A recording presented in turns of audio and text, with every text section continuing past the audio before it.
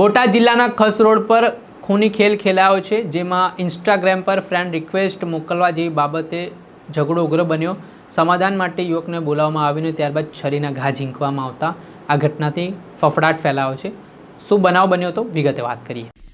નમસ્કાર મિત્રો, હું લઈને આવી છું તમારા માટે એક એવી સુંદર તક જે તમારા ટેલેન્ટને નવી ઓળખ અને એક નવી દિશા આપી શકે છે। તમારા અંદર રહેલી અદ્ભુત કળા, સુંદર અવાજ અને અનોખી પ્રતિભાને હવે દુનિયા સામે રજૂ કરવાનો સમય આવી ગયો છે। જો તમે તમારા સપનાઓને સાકાર કરવા માંગો છો તો હવે ચિંતા કરવાની કોઈ જરૂર નથી। શું તમે સિંગર છો? શું તમે વોઇસ ઓવર આર્ટિસ્ટ છો? શું તમે પોડકાસ્ટ ક્રિએટર છો? શું તમે તમારી કળાને એક પ્રોફેશનલ પ્લેટફોર્મ આપવા માંગો છો?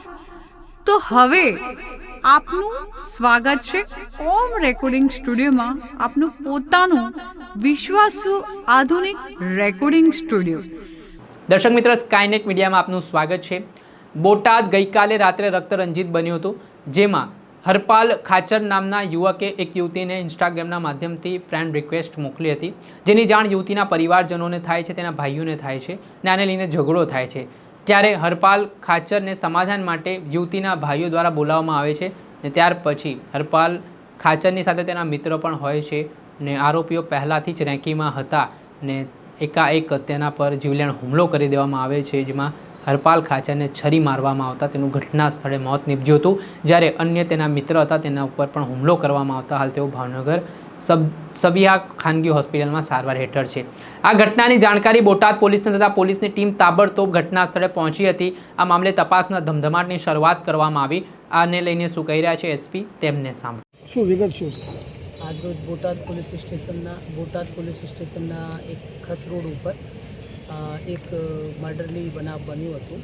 એમાં કોઈ એવું વિષય લાગે છે કે કોઈ ઇન્સ્ટાગ્રામ ઉપર કોઈ આઈડીમાં આપણે એ લોકોએ રિક્વેસ્ટ મોકલી હશે, એટલે જે છોકરીના ઉપર રિક્વેસ્ટ મોકલી છે એમના છોકરા, એમના જે ભાઈ છે અને એમના મળતિયા બીજા માણસો છે, એમને આ જે છોકરા જેને રિક્વેસ્ટ મોકલી હતી અને એના જે સાથે બીજા છોકરા હતા એના ઉપર શક હતું, એના ઉપર કાંઈ એ લોકો સમાધાન કરવા ખસરોડ ઉપર ગયા છે। ત્યાં એ સમાધાનમાં આવેલા ત્યારે એમને એક જે આ બીજા પક્ષના છે એ લોકોએ છરી મારીને એમાં એક માણસનું મર્ડર થયું છે, એક છોકરાનું, અને બે બીજા ઇન્જર્ડ થયા છે। અત્યારે જે બે ઇન્જર્ડ છે એ ડૉક્ટરના પ્રાથમિક તપાસના આધારે એટલે એ અત્યારે બંને ડેન્જરના બહાર છે અને એકની ડેથ થઈ છે। હત્યા કોણે કરી શકે માહિતીનું? એમાં અત્યારે જે આપણે જે ઇન્જર્ડ માણસ છે એમને પૂછતા એમાં એક આરોપીનું નામ મળ્યું છે। એના સિવાય એ બીજા આરોપી ત્યાં હતા પણ એ એમના નામ જો ઓળખતા નથી, તો આપણે ટ્રાય કરી રહ્યા છે કે બીજા કોણ છે। એટલે જેને એવું આ મર્ડર કર્યું છે એ લોકોને તાત્કાલિક ધરપકડ કરવામાં આવશે। કેટલાક વ્યક્તિઓ હોય છે અંદાજે?